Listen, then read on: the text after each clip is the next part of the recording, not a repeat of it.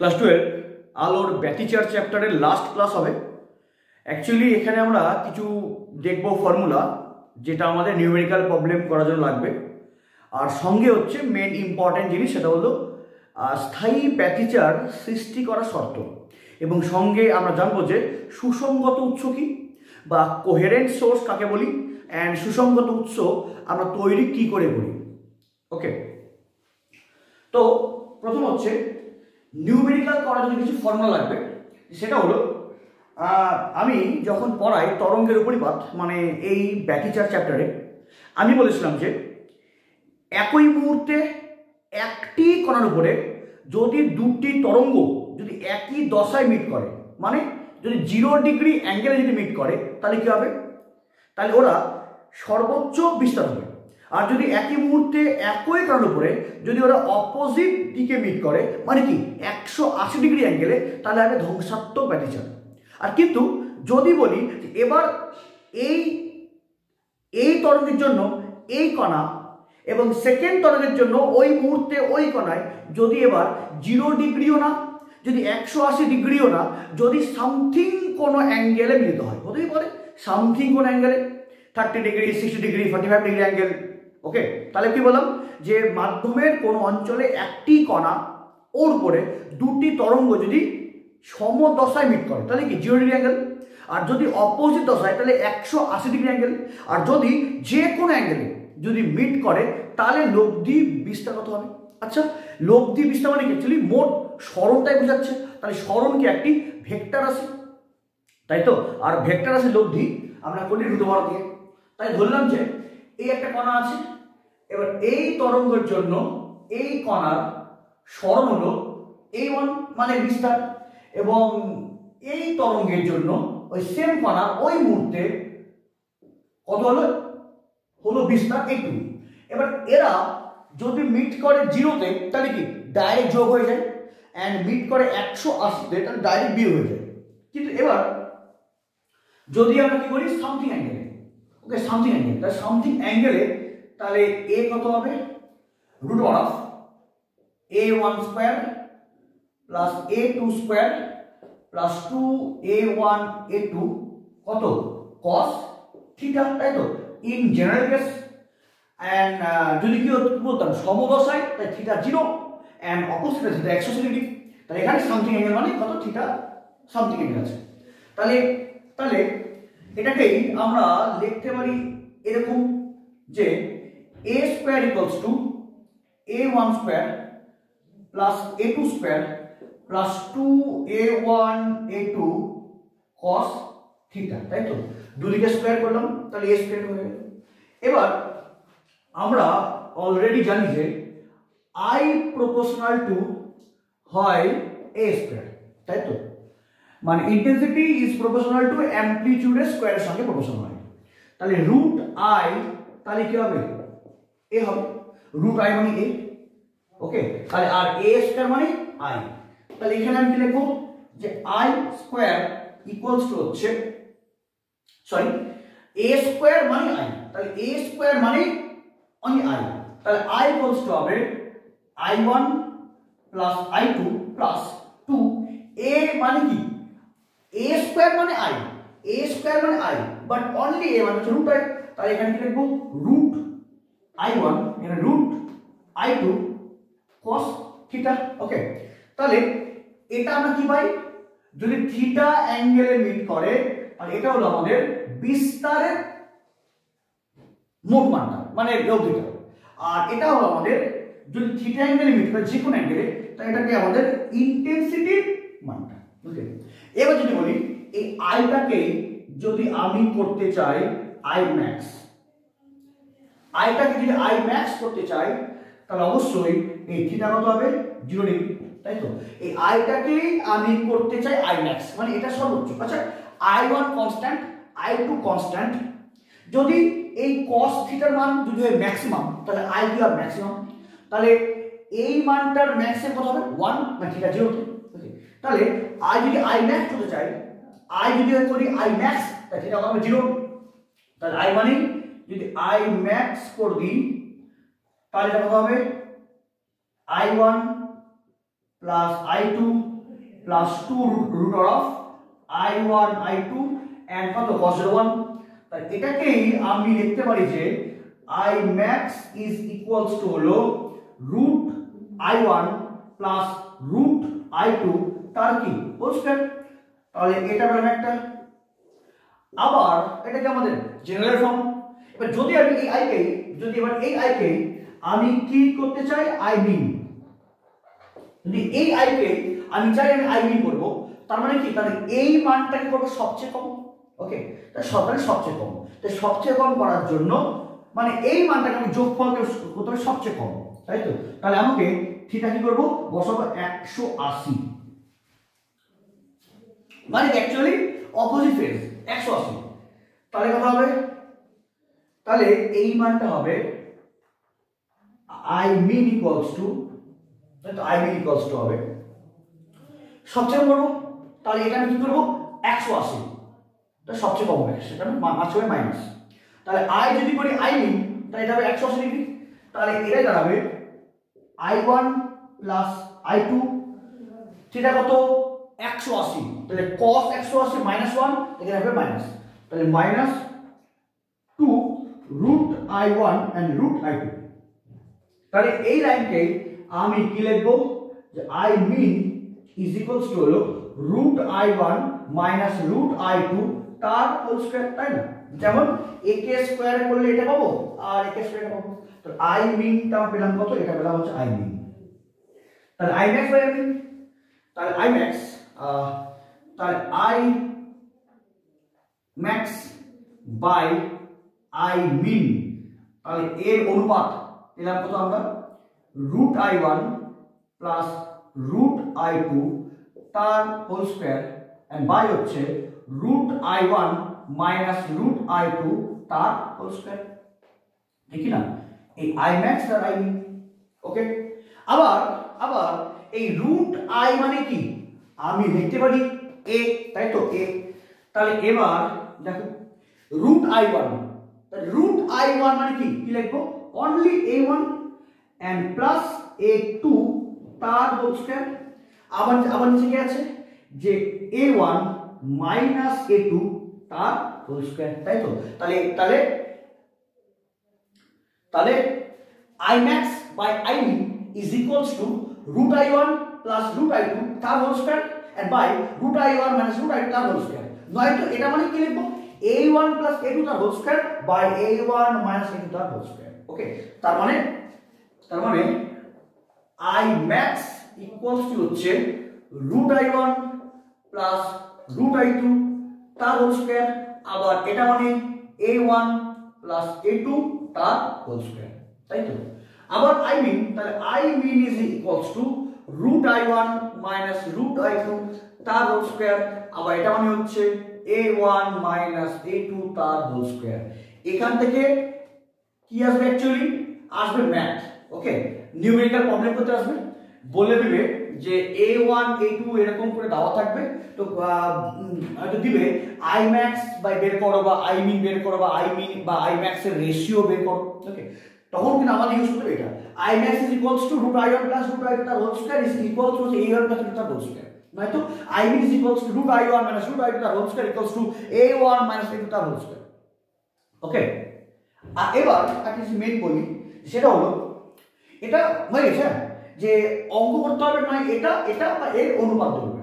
এবার একটা জিনিস বলি, আমি যখন ব্যতিচার পড়াই একদম ব্যতিচার ক্লাসে আমি বলেছিলাম যে ব্যতিচার কাকে বলে। ব্যতিচার বলতে বোঝায় যে কোনো অঞ্চলে একই বিস্তার, কোনো অঞ্চলে একই বিস্তার আর একই কম্পাঙ্ক। আমি এই দুটো ওয়ার্ড বলেছিলাম এবং বইও লেখা আছে যে কোন অঞ্চলে একই বিস্তার ও একই কম্পাঙ্কের দুটি আলোক তরঙ্গের উপরিপাতের ফলে লব্ধি আলোক তরঙ্গের তীব্রতা ওই অঞ্চলের কোনো কোনো বিন্দুতে বৃদ্ধিপ্রাপ্ত হয় এবং কোনো কোনো বিন্দুতে হ্রাসপ্রাপ্ত হয়। এই আলোর এই যে ফেনোমেনা, এই যে ধর্ম, একেই আমরা কি বলি, একেই আমরা বলি হচ্ছে আলোর ব্যতিচার, তাই তো। মেন প্রশ্ন হলো এই আলোর ব্যতিচারের সংখ্যাতে এই একই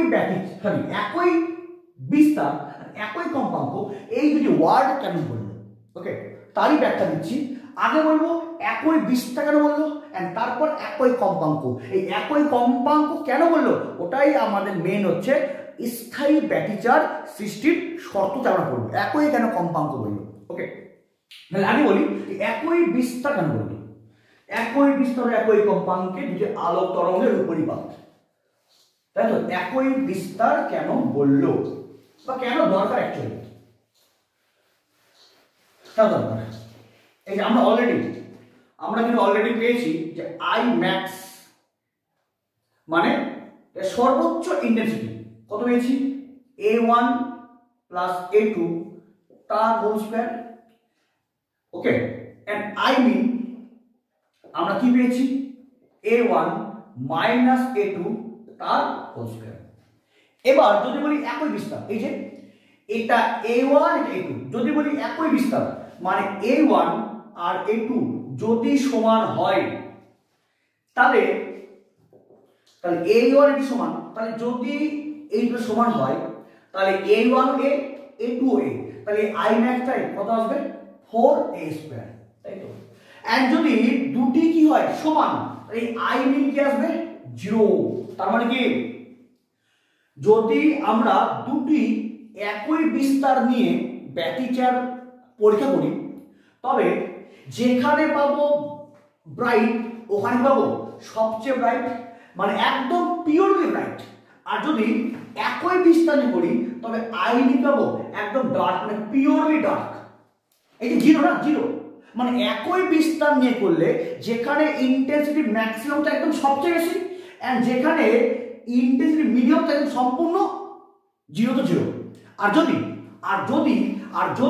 এরা যদি সমান না হতো, এই যদি সমান না হয়, সমান না হলে আমরা যেটা একদম আই ম্যাক্স কি আমরা সম্পূর্ণ ম্যাক্স পাবো না, এন্ড আই মিন বলছি, বাট যদি সমান না হয় তাহলে আই মিন কি জিরো আর হবে না।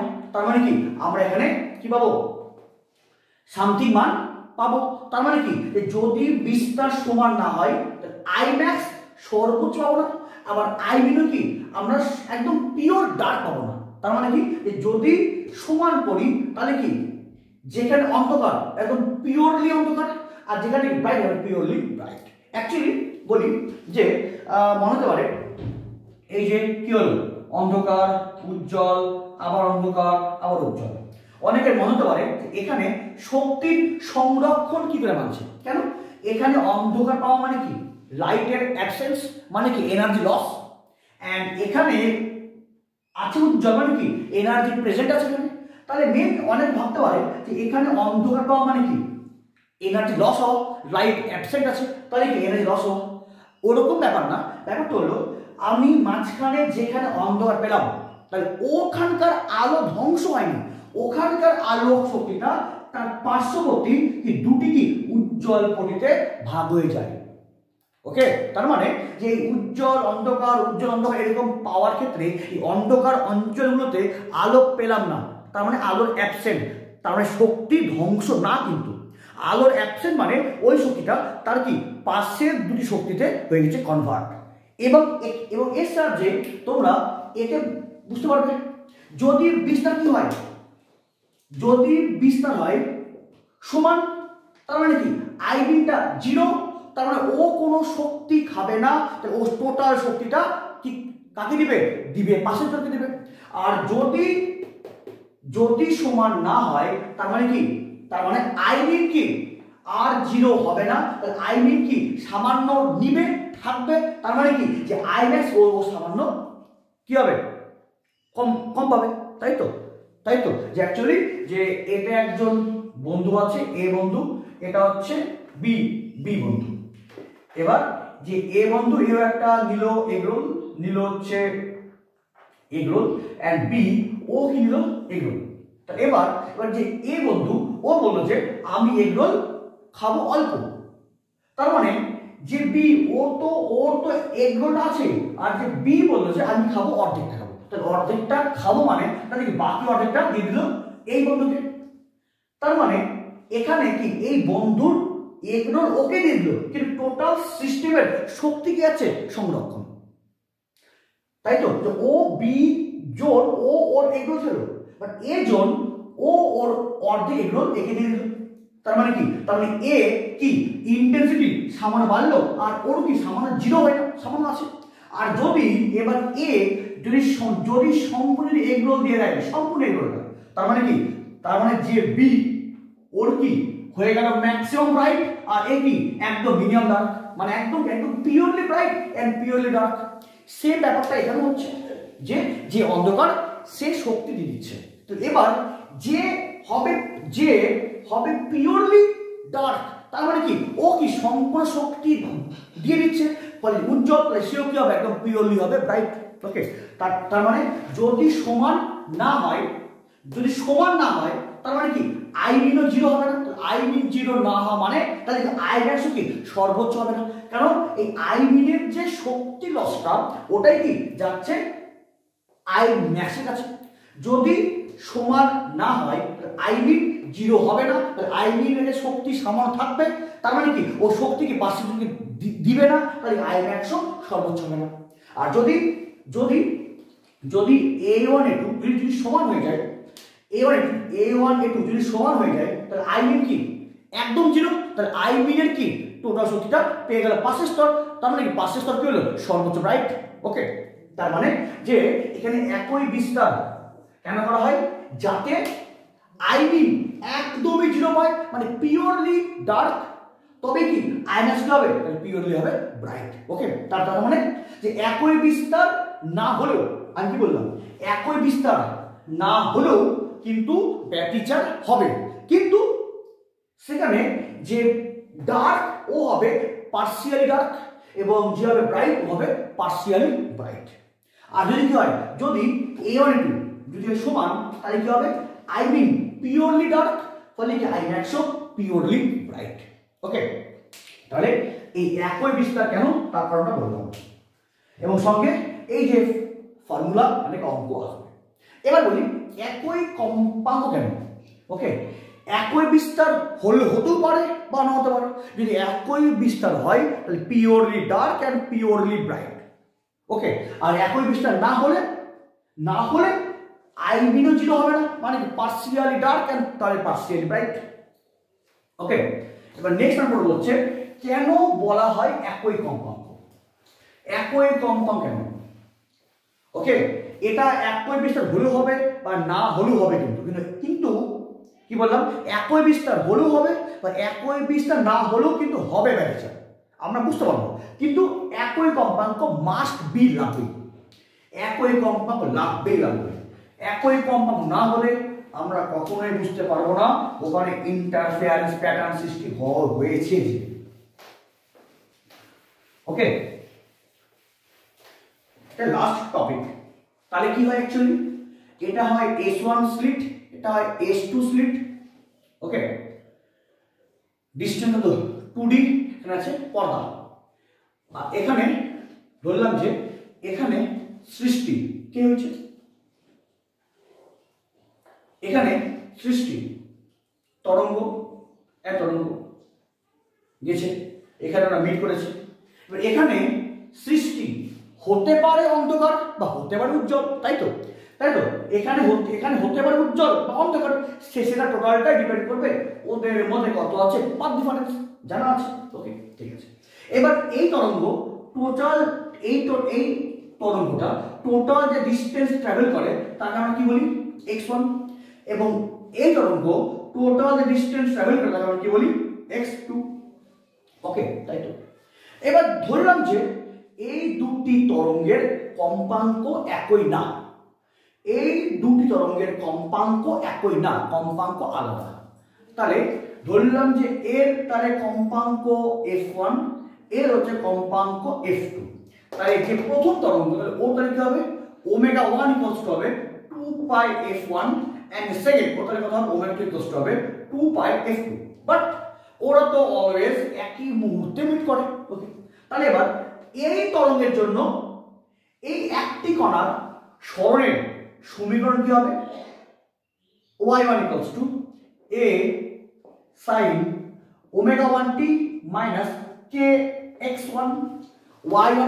y1 বলতে কি বোঝায়, টি সময়ে এই একটি কণার সরণটা কত, অ্যান্ড এটা হচ্ছে ওই কণার সর্বোচ্চ বিস্তারটা মানে সর্বোচ্চ সরণটা, অ্যান্ড ওমেগা 1 কেন মানে এখানে কম্পাঙ্ক আমি আলাদা ধরেছি, অ্যান্ড টিটা সেমই হবে, অ্যান্ড কে তো কৌণিক তরঙ্গ সংখ্যা, অ্যান্ড এক্স ওয়ানটা কি এই প্রথম তরঙ্গের তরঙ্গ সরণটা মানে এক্স ওয়ান কি তরঙ্গের সরণটা, এটা হচ্ছে এক্স ওয়ান। ওকে, অ্যান্ড ওই মুহূর্তে ওই কণার উপরই সেকেন্ড ওয়েভ পড়ার জন্য এই সেকেন্ড ওয়েভের জন্য ওই মুহূর্তে ওই কণার সরণ কত হবে, y2 = a sin omega 2t minus kx2, তাই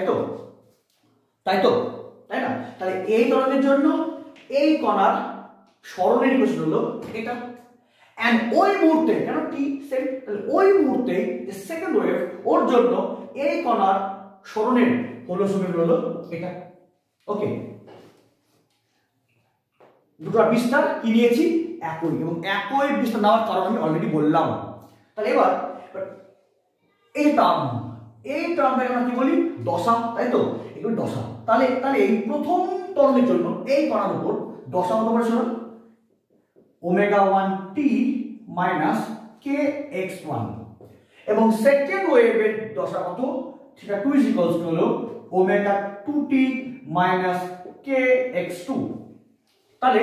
তাহলে আমরা কি জানি এই দুটি তরঙ্গের জন্য এখানে উজ্জ্বল না অন্ধকার ডিপেন্ড করছে কি ওদের দশা পার্থক্যের উপরে।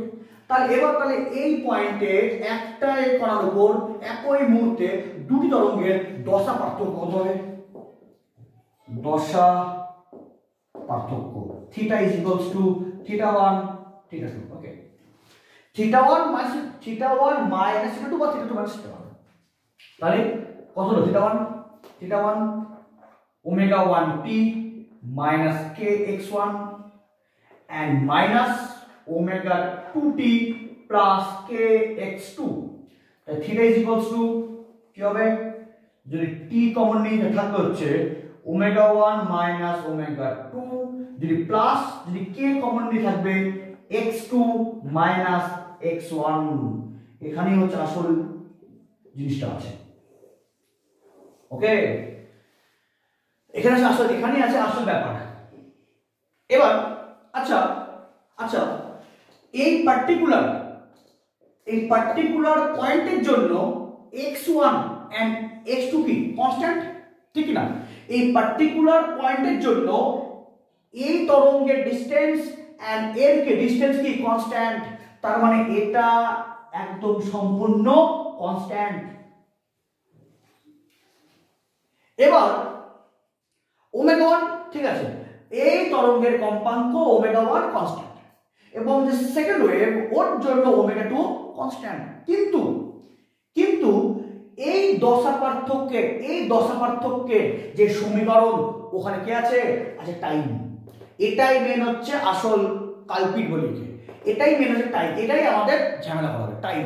আচ্ছা তাহলে এই একটা পার্টিকুলার পয়েন্টে দশা পার্থক্য ডিপেন্ড করছে কার উপরে, এক্স এর উপর করছে, এবং টি সময় তার উপর করছে। তাহলে এবার এই দশা পার্থক্যের সমীকরণে x1 x2 মানে এই পার্টিকুলার পয়েন্টের জন্য x1 and x2 কি কনস্ট্যান্ট, কিন্তু এই পার্টিকুলার পয়েন্টের জন্যই টি কি কনস্ট্যান্ট। আরে এখনই 1 সেকেন্ড, এখনই 2 সেকেন্ড, এখনই কি 3 সেকেন্ড, এখনই কি 4 সেকেন্ড, তার মানে এই দশা পার্থক্যের সমীকরণে টাইমটা কি অলওয়েজ ভেরিয়েবল। তার মানে কি এই একটাই পয়েন্টে দশা পার্থক্য কি ভেরিয়েবল। আচ্ছা, কোথায় হবে উজ্জ্বল এন্ড কোথায় কি হবে অন্ধকার, সেটা টোটালটাই ডিপেন্ড করছে কার উপরে, এই দশা পার্থক্যের উপরে। আমি পড়েছি যদি দুটি তরঙ্গের জন্য মানে দুটি তরঙ্গ একই মুহূর্তে দুটি তরঙ্গ একই মুহূর্তে যদি একটি কণার উপরে 2π 4π 6π 8π যদি এই দশা পার্থক্যে মিট করে তাহলে উজ্জ্বল। আর যদি একই মুহূর্তে একই পয়েন্টে দুটি তরঙ্গ যদি 3π 5π পাই, 7 পাই, 9 পাই, যদি এইসব দশাপার্থক্য মিট করে তাহলে কি হবে? অন্ধকার, তাই তো? তাহলে এবার এই থিটার মানটা ডিপেন্ড করছে এক্স এর উপরে এবং টি এর উপরে, এক্স এবং টি। কিন্তু এই পার্টিকুলার পয়েন্টের জন্য x1 এন্ড x2 কি কনস্ট্যান্ট, তার মানে এই থিটা একমাত্র ডিপেন্ড করা স্টার্ট করলো টি এর উপরে, কিন্তু টি তো অলওয়েজ ভেরিয়েবল। এই পার্টিকুলার পয়েন্টের জন্য x1 x2 কনস্ট্যান্ট হলেও কেন x1 x2 কি অলওয়েজ কনস্ট্যান্ট পয়েন্ট, কিন্তু এই পার্টিকুলার পয়েন্টের জন্য থিটা কি অলওয়েজ কি ভেরিয়েবল। তো আবার বলছি থিটা ডিপেন্ড করছে x1 x2 এবং t, বাট এই পার্টিকুলার পয়েন্টের জন্য x1 x2 কি কনস্ট্যান্ট, তাহলে এই সার্কেলটা কনস্ট্যান্ট, তাহলে এই থিটাটা একমাত্র ডিপেন্ড করা স্টার্ট করলো টি এর উপরে এবং টি কি অলওয়েজ ভেরিয়েবল।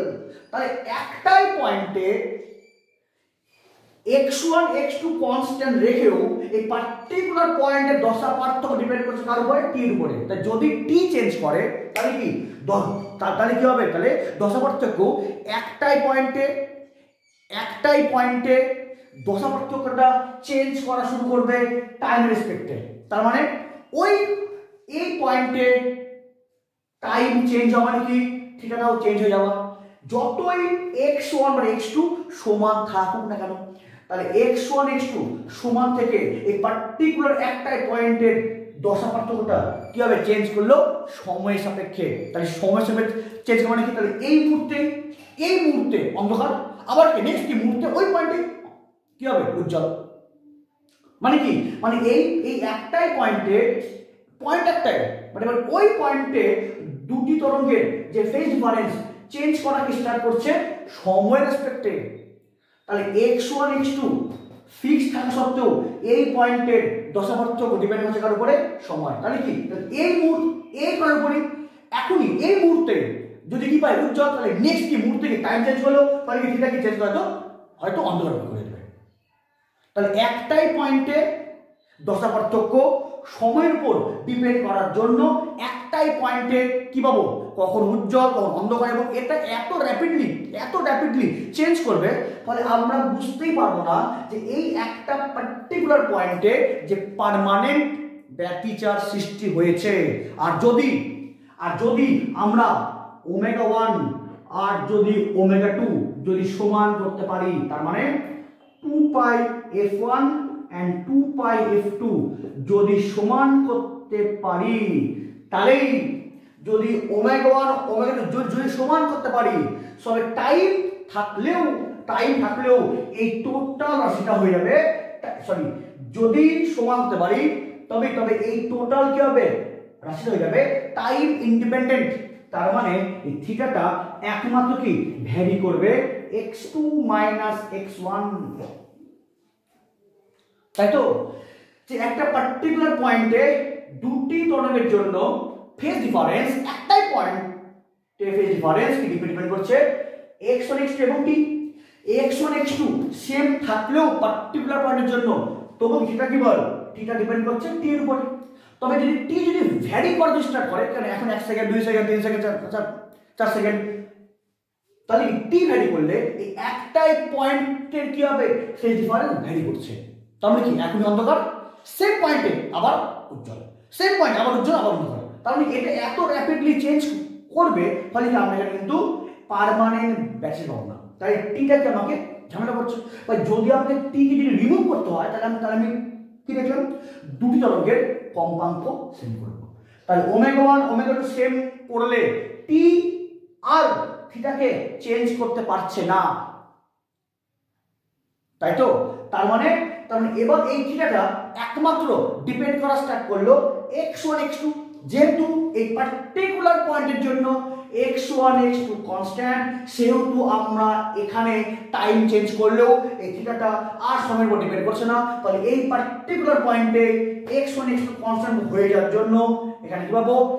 থিটাটাও হয়ে গেছে কনস্ট্যান্ট, মানে কি ফেজ ডিফারেন্স কনস্ট্যান্ট। তার মানে কি এই পার্টিকুলার পয়েন্টে হয়তো অলওয়েজ 2π দশা পার্থক্যই আছে বা 4π দশা পার্থক্যই আছে। তার মানে কি আমরা এখানে অলওয়েজ একটা পার্মানেন্ট কি পাবো? উজ্জ্বল। বা এই দুটো কি ফিক্স থাকার জন্য টাইমের উপর যদি নির্ভর করছে থিটাটা, ফলে কি দশা পার্থক্যটা কনস্ট্যান্ট। তার মানে কি হয়তো 3 পাই ফেজ ডিফারেন্স হয়ে আছে, তার মানে কি আমরা এখানে কি পাবো, একটা পার্মানেন্ট পাবো হচ্ছে অন্ধকার। তার মানে এই থিটা এইটা ডিপেন্ড করছে x এবং t, বাট x ফিক্স করলেও পার্টিকুলার পয়েন্টের জন্য এটা ফিক্স করলেও t তো ফিক্স করতে আমি পারবো না, t তো অলওয়েজ কি চেঞ্জ করছে, 1 সেকেন্ড 2 সেকেন্ড 3 সেকেন্ড 4 সেকেন্ড। তাহলে এই থিটাটা t এর উপর ভ্যারি করলে তুমি একটাই কি পয়েন্টে ফেজ ডিফারেন্স এত র্যাপিডলি চেঞ্জ করার দরুন আমি কোনো পার্মানেন্ট কোনো ইন্টারফারেন্স পাবো না, ফলে আমার টিটাকে আমাকে ভাঙতে হবে। টি ভাঙানোর মেইন শর্ত ওমেগা হলো কনস্ট্যান্ট, তাই ওমেগা কনস্ট্যান্ট একই কম্পাঙ্ক হলে এই থিটাটা হবে টাইম ইন্ডিপেন্ডেন্ট। তার মানে কি থিটা ভ্যারি করবে x1 x2, মানে কি x1 x2 এখানে কি কনস্ট্যান্ট, ওই পয়েন্টে কি থিটাটাও কনস্ট্যান্ট, তার মানে কি থিটাটা হয়ে গেছে কনস্ট্যান্ট। তার মানে কি ফেজ ডিফারেন্স আর চেঞ্জ হচ্ছে না, তাহলে ওরা একদম সমদশাতেই হয়ে আছে। তার মানে কি ওখানে আমরা কি পাবো, পার্মানেন্ট ইন্টারফারেন্স। এবং এটাকেই আমরা কি বলি, সুসংগত উৎস। মানে যদি এ যদি দশা চেঞ্জ করে তাহলে এও এমন ভাবে চেঞ্জ করবে যাতে এখানে কি হবে, দশা পার্থক্য ধ্রুবক। আরে দশা পার্থক্য অলওয়েজ সেম থাকলে কি পাবো, পার্মানেন্ট ইন্টারফারেন্স। সেই জন্য এই সোর্স যদি দশা চেঞ্জ করে তাহলে এই সোর্স কি হবে, সেম টাইমে সেম দশা চেঞ্জ করে নিয়ে আবার কি দশা পার্থক্য কি রাখবে, ধ্রুবক। তাহলেই আমরা কি পাবো, পার্মানেন্ট ইন্টারফারেন্স। দশা পার্থক্য কি কনস্ট্যান্ট, মানে অলওয়েজ উজ্জ্বল তো উজ্জ্বলই পাচ্ছে, এটা কনস্ট্যান্ট টাইম ধরে। কেন এখানে কি টাইমের উপর ইন্ডিপেন্ডেন্ট না, ফলে টাইম দশা পার্থক্য চেঞ্জ করতে পারছে না। ওকে, তার মানে যে সুসংগত উৎস কাকে বলবো, যে দুটি উৎসে বা যে উৎসের একটি দশা চেঞ্জ করলে কি হবে, অপরটি দশা ইকুয়াল অ্যামাউন্ট চেঞ্জ হয়ে নিয়ে কি টোটাল সিস্টেমের কি বল, দশা পার্থক্য ধ্রুবক, তাকে আমরা কি বলি, সুসংগত উৎস। তার মানে এই পয়েন্টে পার্মানেন্ট যদি ব্যতিক্রম সৃষ্টি করতে হয় তাহলে এই একটাই পার্টিকুলার পয়েন্টে দশা পার্থক্য কি রাখতে হবে, ধ্রুবক। এবং এই দশা পার্থক্য ধ্রুবক থাকছে কোন শর্তে, যদি দুটা কেমন হয়, সুসংগত উৎস বা কোহেরেন্ট সোর্স। পরীক্ষায় খুব ইম্পর্টেন্ট। তাহলে স্থায়ী ব্যতিচার সৃষ্টি হওয়ার কি সম্পর্ক, মানে কি শর্ত, স্থায়ী ব্যতিচার সৃষ্টি হওয়ার কি শর্ত। 1 নাম্বার শর্ত হলো দুটি তরঙ্গের মধ্যে বিস্তার, মানে দুটি তরঙ্গের বিস্তার হতে হবে সমান বা প্রায় সমান। সেকেন্ড কি বলতে হবে, যে দুটি তরঙ্গের কম্পাঙ্ক কি হবে, একই। দুটি তরঙ্গের কম্পাঙ্ক একই হলে ওই থিটাটা হবে টাইম ইন্ডিপেন্ডেন্ট, ফলে কি ওই পার্টিকুলার পয়েন্টে টাইম চেঞ্জ করলেও থিটা হয়ে যাবে ধ্রুবক। তাহলে থিটা ধ্রুবক মানে কি, মানে আমরা একটা পার্মানেন্ট ইন্টারফারেন্স পাবো। ওকে, তাহলে স্থায়ী ব্যতিচার শর্ত কি হতে হবে, একই বিস্তার বা প্রায় একই বিস্তার হতে হবে, একই কম্পাঙ্ক, মাস্ট একই কম্পাঙ্ক এবং একই তরঙ্গ দৈর্ঘ্য। ওকে, এন্ড থার্ড কি হতে হবে, অবশ্যই হতে হবে সুসংগত উৎস, যাতে এ দশা চেঞ্জ করলে এও কি ইকুয়াল অ্যামাউন্ট দশা চেঞ্জ করে, যাতে কি ওদের মিন কি দশা পার্থক্য হয় ধ্রুবক। ওকে, তাহলে খুব ইম্পর্টেন্ট যে স্থায়ী ব্যতিচার সৃষ্টির শর্ত, যে দুটি তরঙ্গের বিস্তার হতে হবে প্রায় সমান বা সমান, কম্পাঙ্ক হতে হবে একদমই সমান, তরঙ্গ হতে হবে একদমই সমান এবং হতে হবে সুসংগত উৎস। ওকে, এবার আরেকটা মেন ইম্পর্টেন্ট লাস্ট কোশ্চেন আছে, সেটা হলো সুসংগত উৎস তৈরি করার পদ্ধতি। এটাও কিন্তু এইচএসে এসছে। ওকে, সুসংগত উৎস তৈরি করার পদ্ধতি এই ক্লাসটা খুবই ইম্পর্টেন্ট হলো, যে স্থায়ী ব্যতিচার সৃষ্টি হওয়ার কারণ এবং কেন করতে হয় একই কম্পাঙ্ক। কেন একই কম্পাঙ্ক, কেন, কারণ টাইমটাকে ইন্ডিপেন্ডেন্ট করার জন্য, যাতে দশা যাতে পার্থক্য যাতে টাইম নির্ভর না হয়। টাইম নির্ভর হওয়া মানে আরে এভরি কি মোমেন্টে এভরি কি ফ্ল্যাকচুয়েট করলে কি হবে, থিটা চেঞ্জ, ফলে কি এখনই অন্ধকার এখনই উজ্জ্বল, এত র্যাপিডলি কি চেঞ্জ হবে, ফলে কি আমরা কিন্তু পাবোই না পার্মানেন্ট ইন্টারফারেন্স।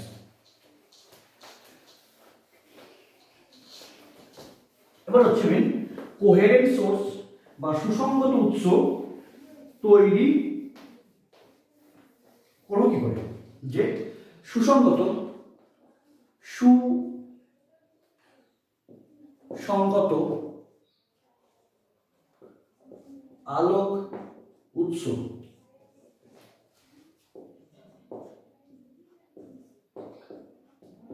তৈরির পদ্ধতি। তিনটা আছে, একটা হচ্ছে ইয়ং এর দ্বিরেখা ছিদ্র,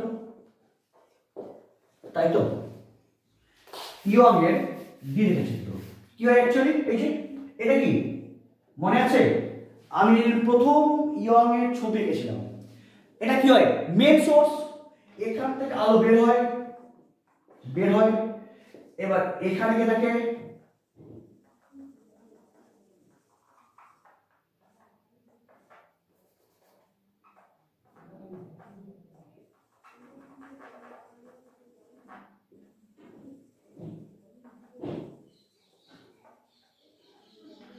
তাই তো? এটা কি হয়? মেন সোর্স, এন্ড এখানে হয় একটা স্লিট S1, এটা স্লিট ছিদ্র S2। তার মানে তাহলে ইয়ং এর দ্বিরেখা ছিদ্র পরীক্ষায় এই দুটি যে ছিদ্র ওরাই কাজ করে সুসংগত হিসাবে। সুসংগত কেন? কারণ যদি এ চেঞ্জ করে, কি বললাম, যদি এ চেঞ্জ করে তাহলে কি, তাহলে এখান থেকে যে নির্গত আলো সবাই কি একটাই সিস্টেম হিসাবে কাজ করছে, তাহলে এই দিককার আলোরও দশা হবে চেঞ্জ, আর যাতে এই যে আলো এরও দশা চেঞ্জ হবে।